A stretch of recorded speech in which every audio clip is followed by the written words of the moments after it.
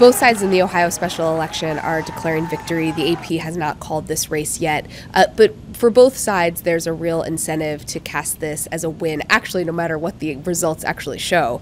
You proved them wrong.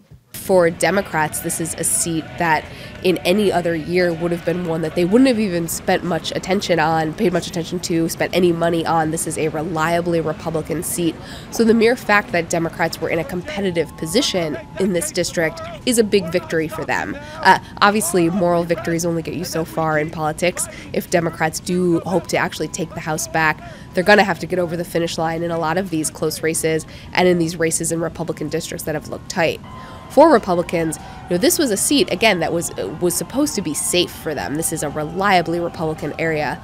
What you saw in the last couple of weeks was just a tremendous amount of money, big-name Republicans, including President Trump, coming into the district to try to get the candidate over the finish line.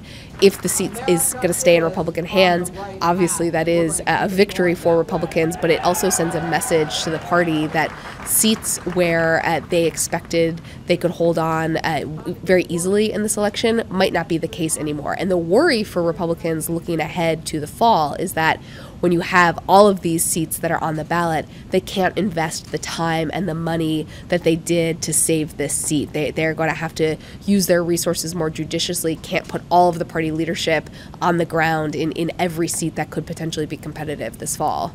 The Kansas governor's race has been really fascinating on the Republican side. You have a sitting Republican governor and then a challenger who is a loyal supporter of President Trump, has been involved in a lot of efforts for the president. And this is one where the president went against his advisors and weighed in for Chris Kobach to say he wanted him to be the Republican nominee for governor. That race is too close to call right now, but it is certainly one where you have to look at the president's involvement and say, is he the deciding factor in this race? Trump's endorsement has been a bit of a mixed bag for Republican candidates. On the one hand, he really does have an impact in mobilizing his voters, kind of core Republican supporters.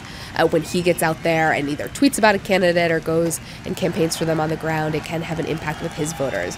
But it can also have the opposite effect. It can be galvanizing for Democrats who, and even some independents and more moderate Republicans who are opposed to the president, to see him out there can actually energize the opposite group of people that he's hoping to turn out. So he has been active. He's tweeting quite a bit about Republican candidates. He has been on the ground in these special elections, but it can be a bit of a mixed bag.